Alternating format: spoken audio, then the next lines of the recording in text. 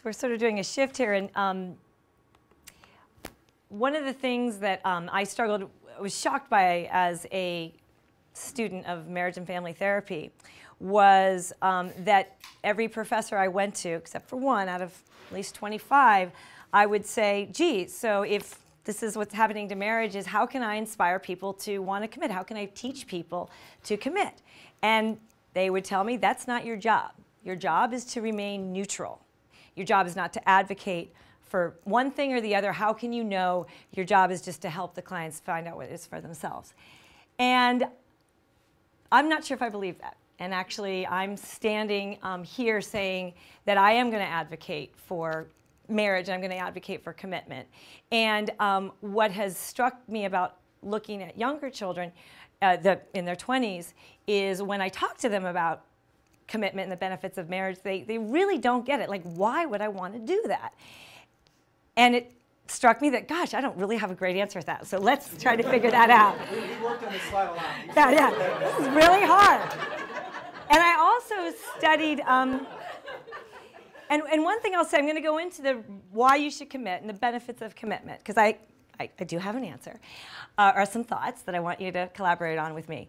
But the other thing is that in my studies of commitment, I found that essentially what makes somebody commit is an innate trait. That's part of the reason why I'm not finding any research and materials or professors that are teaching me how to help people commit. It's because it's an innate trait. And, or at least people believe that it's an innate trait. We're not convinced of that. Well, I want to take it a step further. Yeah, I want it. Maybe it is, but so what?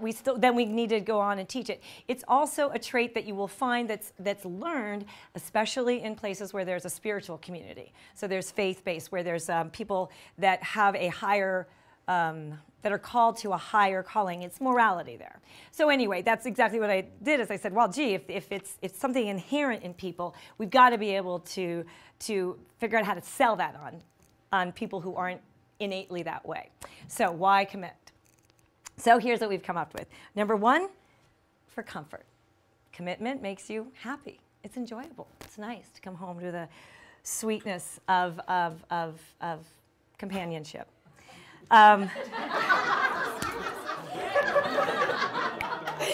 that sweet little face. Okay, lots of that stuff. All right, there are children in the audience, so I'm being very good.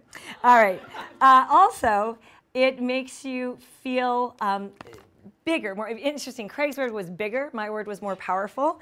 It's this idea that the whole of us is greater than the sum of our parts, that together we could be anything, baby. What was the song we just heard? Was it, yeah, it's always better when we're together. You know, that there is that sense of empowerment, and together we can fight the world.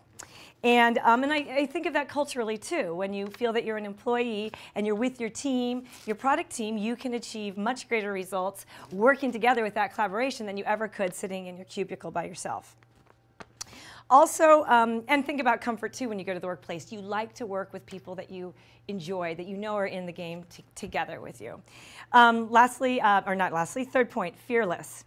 I think ultimately this is what I work with as a therapist, and I think it's what great leaders and organizations deal with, is they look at people's fear and how to flip that into achieving what you want, right? And so when I know we are together, and I know you're committed to me, I'm going to be able to take more risks as your partner.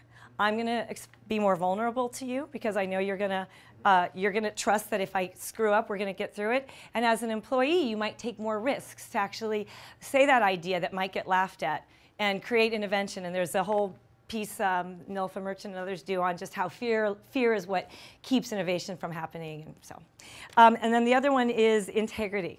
And this goes back to that trait thing that it was when I interviewed tons of very smart people about how do I say this. We all stumbled with this again and again and again, but it's something about how it lets you resonate with your sense of character, with a sense of integrity, with a sense of you're tapping into goodness and doing the right thing for goodness sake. And so again, thinking of this both in terms of the corporation and the marriage, these are the 4 things that I think are the key ways to cultivate commitment. Number 1 is you have the view of commitment as a process, not an outcome. Bottom line is it a constant negotiation, constant adaptation. Working in startups, everybody knows a company, whatever comes at you, you've got to adapt. You've got to we said we were going to do this, but now we got to do this. Same thing with the marriage. I thought he was going to close the cupboards like he said he would, but it turned out that it was impossible for him to close the cupboards, so I had to just step up and close the cupboards. It was a negotiation. We took a little while, but we got through it. It's constant. Second is... But I would say on this one, like, commitment is the dance of relationships to a certain extent, right? So we think we can ask for commitment, but it's not about asking for it. It's about doing it, right? I think people need to frame it as a process. Go ahead. Thank you. Also, you want to establish a long-term point of view. Again, companies, they need to have a visionary, right? When you've got a great leader who's got a vision for the future, you feel motivated to fight through the rough stuff. Same thing.